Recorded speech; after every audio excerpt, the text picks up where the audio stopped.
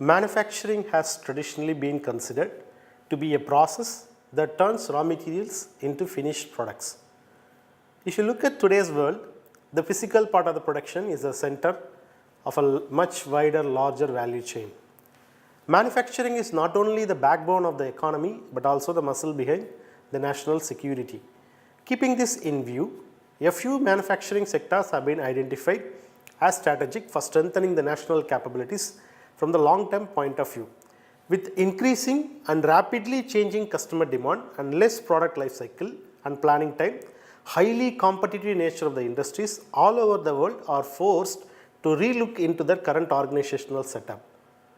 The 21st century manufacturing facilities have ushered a new wave of manufacturing with an amalgamation of technologies from advanced robotics to fully integrated production systems.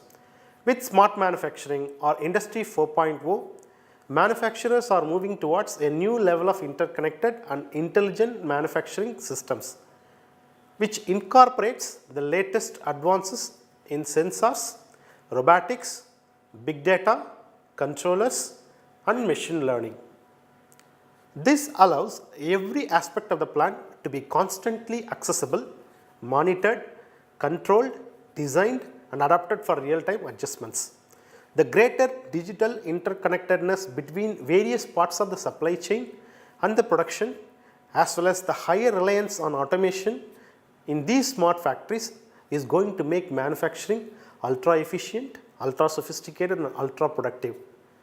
To keep pace with this evolution of the smart factories, we as the teachers face a large challenge in training highly skilled and nimble engineers to manage the increasing complexity and short mind to market product life cycles.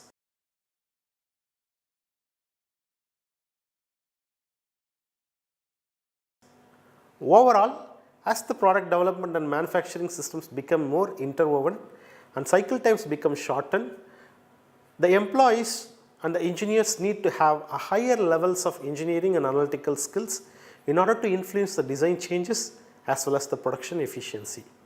Large capital intensive factories employing lots of people making complex machines like the car plants that are run in India by Maruti and Tata Motors, they will continue.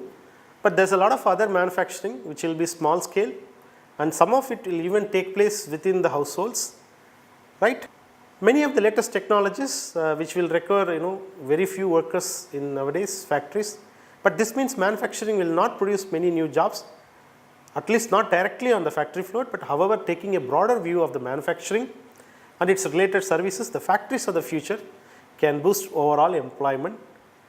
Understanding this more complex value chain will be critical for any teacher involved in manufacturing education, right? So, one of the biggest concerns that confronts the manufacturers today everywhere around the world, especially in education and training, is that the manufacturing will become more highly skilled.